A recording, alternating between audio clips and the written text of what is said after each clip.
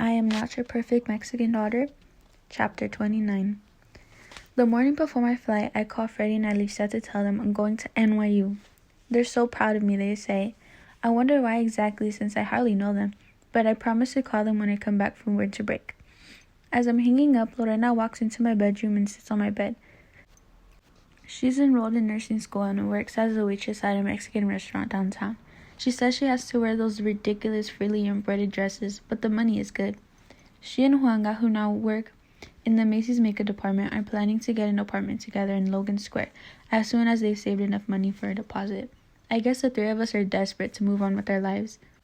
"Can I help you pack?" Lorena says as she looks around my messy room. She's wearing a tiny black short and gray tank top with a silver dollar sign on it. I'm really going to miss her fashion choices. She finally dyed her hair back to brown, like I've been telling her for years. I've never seen her look so pretty. "No, it's okay. Mostly everything is ready to go. I just have to clean up," I say. I know I'm going to sound like an old geezer saying this, but I'm really proud of you.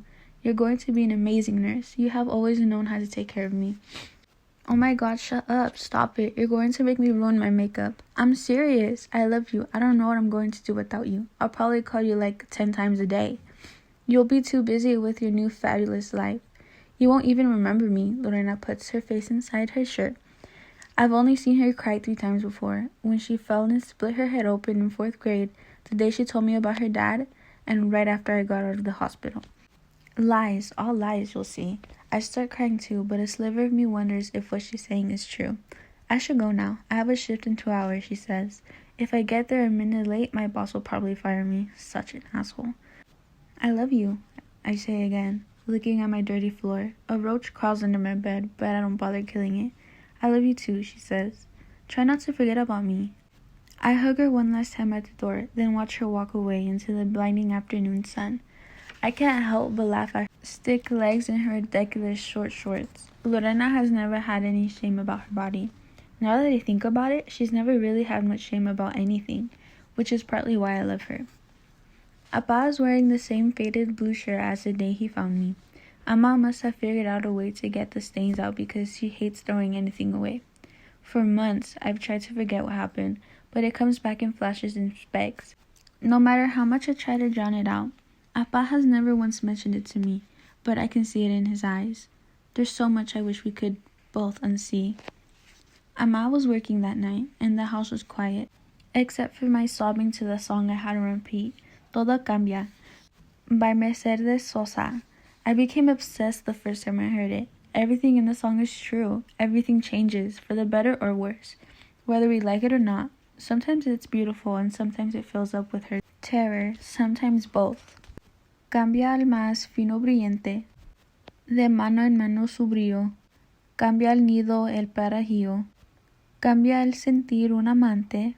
Cambia el rumbo en caminante, aunque esto le cause daño. Y así como todo cambia, que yo cambié no es extraño. I heard Appa at my door when I made my first cut. "Mija," he said quietly. "Mija, ¿estás bien?" He was supposed to be helping Tío Bigotes with this car, but I guess he had finished early. He must have felt like something was wrong because, unlike Ama, he never bothers me when I'm alone in my room. I tried to quiet myself by pressing my face against my pillow, but I couldn't.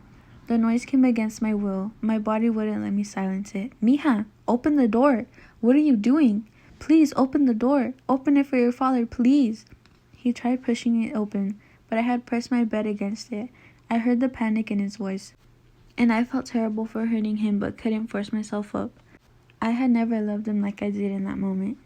My life didn't flash before my eyes. All I saw was a picture of me and Olga in front of Mama Jancita's house with her arm around my neck. I could even hear the birds chirping. O'Hare is brimming with frazzled people in a hurry. We try to move out of the way as the crowd shuffle past us, but there's nowhere to turn. "I'll have to board soon," I tell my parents. The security line looks endless. Appa put his hand on my back, and Amma begins to weep. How can I leave them like this?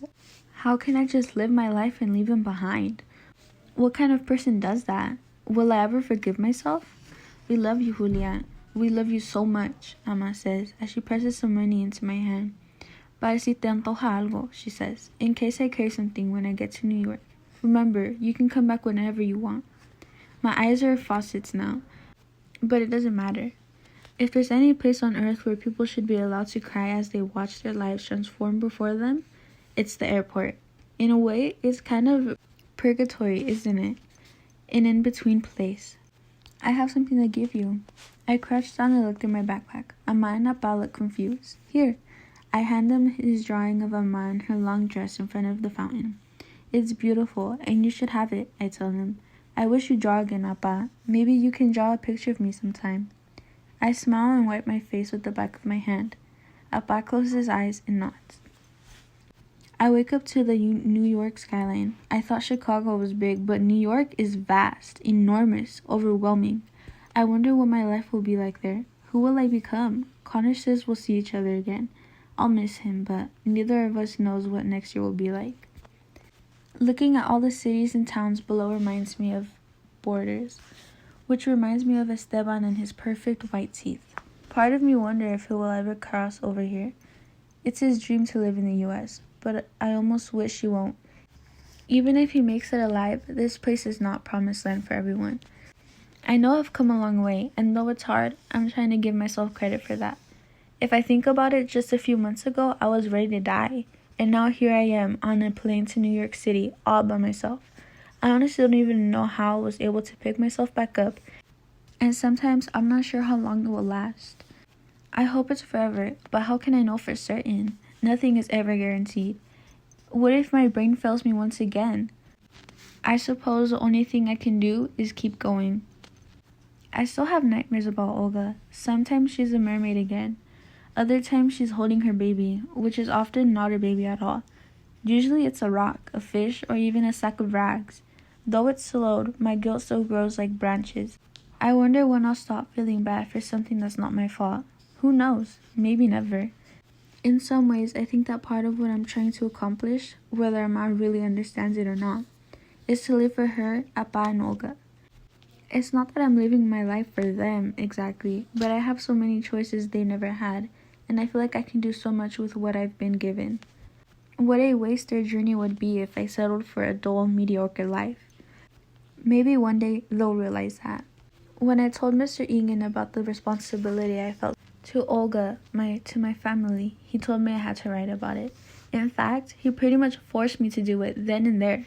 That day I sat in his classroom for nearly 2 hours, crying over my notebook, smearing the ink on my pages. Mr. Ingman never said a word the whole time. He just touched my shoulder and then sat back at his desk until I finished.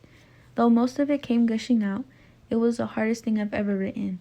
At the end, I had 8 handwritten pages, so sloppy only I could ever read them. That's what became my college essay. I pull out Olga's ultrasound pictures from my journal before we land. At times, it looks like an egg. Occasionally, like an eye. The other day, I was convinced I could see it pulsing. How can I ever give this to my parents? Something else to love? Something dead? These last 2 years, I comped and delved through my sister's life to better understand her, which meant I learned to find pieces of myself, both beautiful and ugly. And how amazing is it that I hold a piece of her right here, in my hands. The end. This book is honestly a really good book. I still can't believe that Olga's sister is pregnant. Like, that shocked me when Julia first found out. That was really crazy. But the character development of Julia is like the way she goes from being depressed and then slowly getting better, and how she brings herself to, well, not force herself, but like she brings herself to want to be better is what really moves me, because not many people want that to happen. Like in the real world, it takes people years and years, maybe even like never. Some people will never stop being depressed, but with Julia, like she stuck it out, and she wanted to be better, even though like she thought she was the house disappointment after everything she's done, like all the trouble she would have caused her parents and everything. Yes, she did want to give up at one time, but she didn't. And because she didn't die the day she cut herself, that made her want to live life for the better, go to New York, get her college and everything. And I just really think that she shows what like a strong person is, like a strong mind, someone who's determined, like what someone can really do. And I honestly really, really like this book, especially since it shows like some of the inside of like a Mexican house. And since the characters are like Hispanic and they're Latino, it connects to me because I am also I'm a Latina, and I really like how the writer portrayed all the characters, especially Julia, since she is the main character. She's my favorite. But overall, this is a great book, and I recommend it to everyone.